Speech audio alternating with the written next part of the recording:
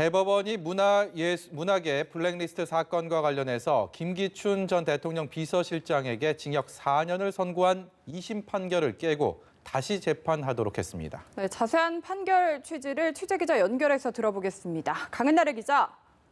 네, 대법원 전원합의체는 조금 전 문학의 블랙리스트 사건 상고심을 선고했습니다. 2심에서 각각 징역 4년과 2년이 선고된 김기춘 전 비서실장과 조윤선 장관 모두 원심 판결을 깨고 사건을 서울 고등법원으로 돌려보냈는데요. 2심에서 충분한 심리가 되지 않았다는 이유입니다. 그러나 직권남용으로 본 김 전 실장 등의 행위 중 일부에 대해서는 무죄 취지라는 해석이 나옵니다.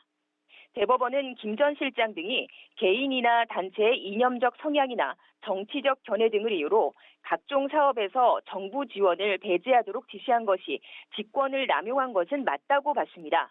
그러나 직권남용죄의 다른 요건인 의무 없는 일을 하게 했는지는 지시를 받은 기관 직원들이 한 일의 성격에 따라서 다르게 봐야 한다고 설명했습니다.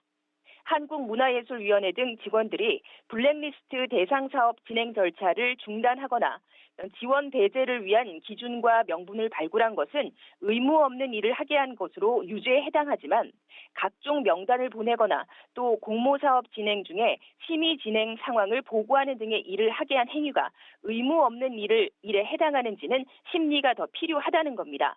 대법원은 직권남용죄 조항이 추상적이어서 죄형 법정주의에 어긋난다며 김 전 실장이 낸 위헌 법률 심판 재정 신청은 기각했습니다. 네, 그럼 이번 판결로 김 전 실장 등의 재판은 어떻게 되는 겁니까? 직권남용으로 기소된 다른 사건들에도 그럼 영향을 주게 되는 겁니까?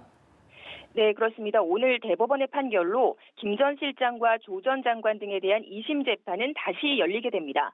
종전 2심에서 유죄로 판단한 부분 중에 추가 심리를 통해서 일부 무죄가 난다면 김 전 실장과 조 전 장관에게 앞서 선고된 징역 4년과 2년보다는 형량이 다소 줄어들 것으로 보입니다. 양승태 전 대법원장, 조국 전 장관 등 같은 죄명으로 기소된 다른 사건에서는 이 상대방이 한 일이 의무 없는 일인지를 더 꼼꼼하게 따질 것으로 보입니다. 즉 위법한 일을 지시해서 하급자가 그에 따른 행위를 한 것은 직권남용에 해당하지만 상하급자 사이의 단순한 보고 등은 이에 해당하지 않을 것으로 보입니다. 지금까지 대법원에서 전해드렸습니다.